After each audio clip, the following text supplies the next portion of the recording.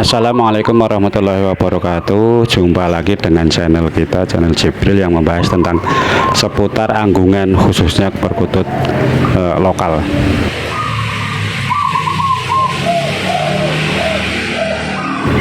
Kali ini kita bikin video untuk melanjutkan video yang kemarin yang membahas tentang pengelompokan perkutut lokal. Kemarin sudah kita bahas kalau perkutut lokal zaman sekarang itu terbagi menjadi tiga, yaitu punden ataupun katurangan, irama, dan gacoran lomba. Kemarin juga sudah kita singgung sedikit-sedikit pembagian tersebut. Nah, sekarang kita membahas perkutut punden. Setelah itu masuknya ke ageman. Nah, kebetulan juga ini ada komentar yang bagus sekali. Nah, di sini ada pertanyaan, untuk menjadikan burung yang tadinya kosong menjadi burung punden sampai kisaran perawatan 7 bahkan 10 tahun. Metode apa yang kita lakukan bagi kami yang awam ingin memiliki burung punden tersebut, Kang? Bahwasanya kita sendiri yang tidak bisa melihat ataupun merasakan burung-burung punden tersebut, baik dari alamnya sudah isi atau belum, dan kira-kira berapa tahun. Nah, kurang lebih pertanyaannya seperti itu. Nah, oke. Kita garis bawahi dulu, kata-kata punden itu maksudnya apa sih? Punden itu maksudnya manggon, ataupun bisa dikatakan punden itu yang paling dulu menetap di situ. Jadi kesimpulannya punden itu menetap. Ya, kutut punden itu kutut yang sudah menetap. Nah, dari kata-kata itu kita sudah bisa mengambil kesimpulan kalau kutut punden itu kutut yang sudah menetap di suatu tempat lama. Lamanya kutut mendiam di suatu tempat itu minimal 7 tahun. Jadi kutut punden itu kutut yang sudah menetap di suatu daerah, suatu tempat itu lama, minimal 7 tahun. Nah, terus yang jadi persoalannya, bagaimana kita bisa melihat kutut itu ataupun merasakan kutut itu berisi atau enggak. Nah, di sini yang harus kita paham, di susunan tubuh kutut, susunan anatomi tubuh kutut itu ada keunikan kayak kromosom. Di situ bisa menyerap energi di mana dia hidup. Kutut itu bisa menyerap energi di mana dia lingkungan dia hidup.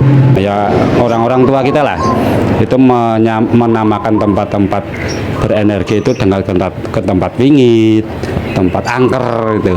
Nah, yang sejatinya tempat itu berenergi. Tempat itu menyimpan sumber energi, entah itu karena petilasan orang sakti, wali, itu pertapa dan lain sebagainya.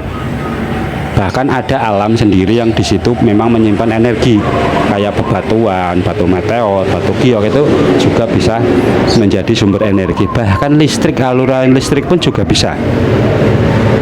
Nah, kalau digabungkan antara punden, manggon, dan tempat berenergi, insya Allah kita bisa langsung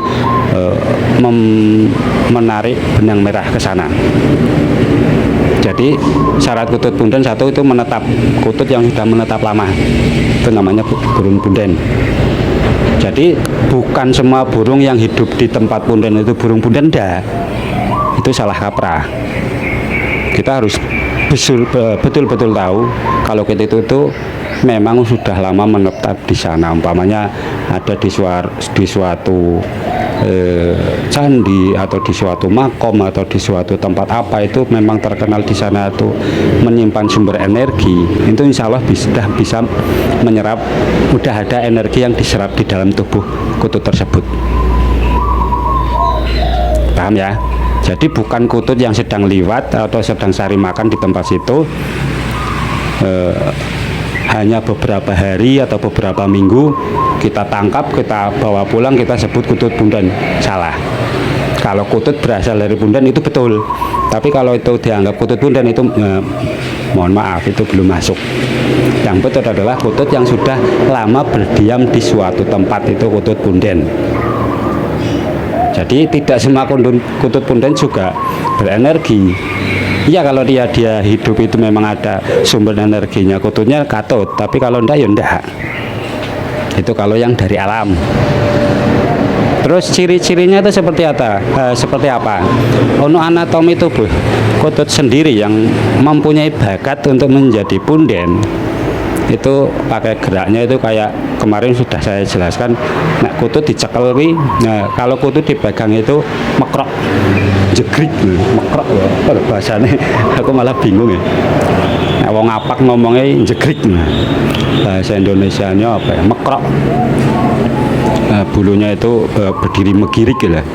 Kayak babon ayam angker itu kalau didekati kan gitu, kayak ngelawan. Tapi jantan, bukan betina.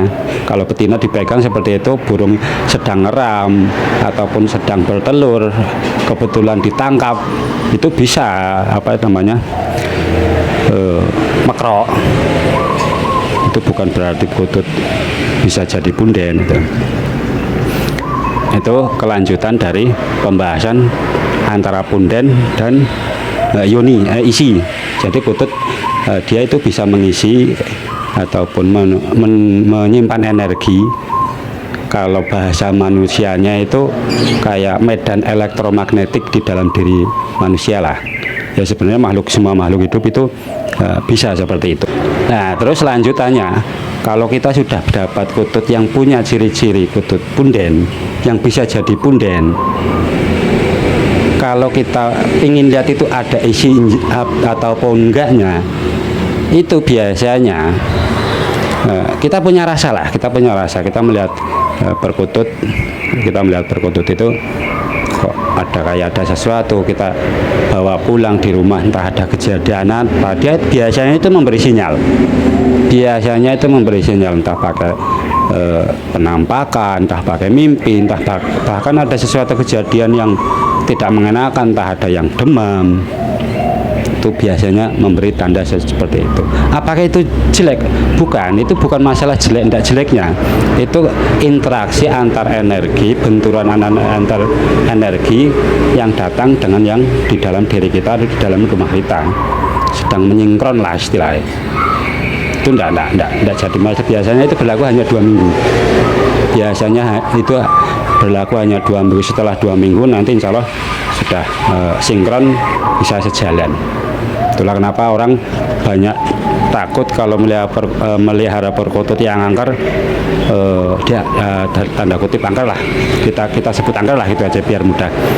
Itu takut yang anaknya demam, anaknya nangis, itu karena ada benturan energi. Lanjut, kita kalau sudah kita ketahui, kita yakin ya kalau kutut berbakat jadi punden, bahkan udah berisi, bagaimana cara kita ngolah? Pertama sudah pernah saya bikin videonya di tutorial memparangkai perkutut ataupun pusaka ataupun ageman. Itu menyinkronkan antara sangkar dengan kutut. Itu cara-caranya sudah diklik aja, video-video di bawah ada. Biasanya yang penting gini, kutut ageman itu kuncinya jangan sering-sering kena matahari. Jangan terlalu lama, bukan jangan terlalu lama kena matahari. Paling sehari, paling enggak kalau kutut kita bikin begitu kutut punden, kan jelas lah kutut punden, kutut manggon ya, tempatkan dicantolkan atau ditempatkan suatu tempat, nggak perlu pindah-pindah. Bila perlu kita mindah ataupun ngotatik burung kui, itu cuma beri makan ataupun minum tok, nanti taruh situ lagi, itu namanya biar mundan. Kalau kita pelihara sekitar, kalau di dalam lingkungan manusia itu bisa makan waktu 5-7 tahun baru itu bisa disebut mundan. Bila perlu itu hitungan orang zaman dulu sistem rambahan, 1 rambahan 8 tahun paling enggak bisa dianggap pundan itu setelah 3 rambahan gitu.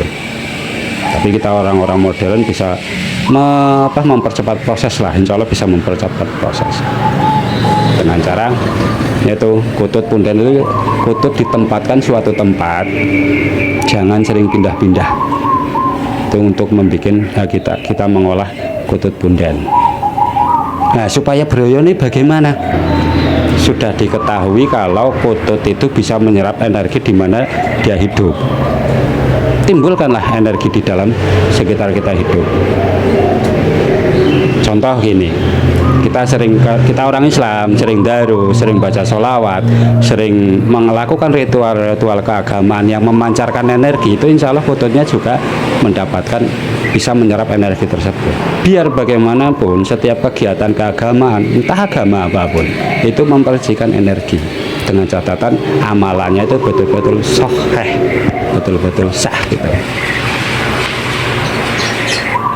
Kalau tidak bisa bagaimana? Ya kita cari media-media yang dia itu betul-betul menyimpan energi, kayak batu giok, batu meteor. Kita taruh saja di kurungannya. Itu secara bertahap kutut tersebut akan menyerap energi yang ada di dalam batu tersebut. Bukan batu-batuan, betul-betul giok lah, betul-betul yang ada energinya ya, bukan energi buatan, tapi energi murni. Nah terus kok ada orang yang pakai bakar dupa, dan itu yo hak masing-masing lah. Itu tata cara setiap orang memang beda-beda. Jadi secara ilmiahnya seperti itu, secara pembahasan kutut berioni, cara membuat kutut itu berioni itu seperti itu. Kita bisa ngolah kutut itu supaya berioni. Karena bagaimanapun kalau kita ingin mendapatkan kutut yang sudah berioni di alam itu susah. Tidak sembarang orang mendapatkan pulung itu, mendapatkan kesempatan itu. Jadi pembahasan kutut punden, kutut ioni itu seperti itu, untuk membedakan paling jitu ya kalau kita belum bisa melihat hal-hal astral atau belum bisa merasakan, ya lihatkanlah kawan yang sudah bisa seperti itu. Walaupun kita secara akal, secara manusia itu bisa loh. Melihat pakai tanda-tanda, bukan melihat pakai mata batin, bukan melihat pakai mata kasyaf, enggak. Kita pakai melihat tanda-tanda seperti yang saya keterangkan tadi di depan. Itulah pembahasan tentang kutut punden. Ini di belakang saya salah satu contoh kutut punden saya di kediaman. Kututnya masuknya sebenarnya Sriwiti, cuma ada jambulnya dikit. Ini sebagai gambar, ternyata memang kutut itu ada ageman, ada kutut punden, ada kutut irama dan gacoran. Mungkin itu saja kali ini video yang bisa saya bikin. Wassalamualaikum warahmatullahi wabarakatuh.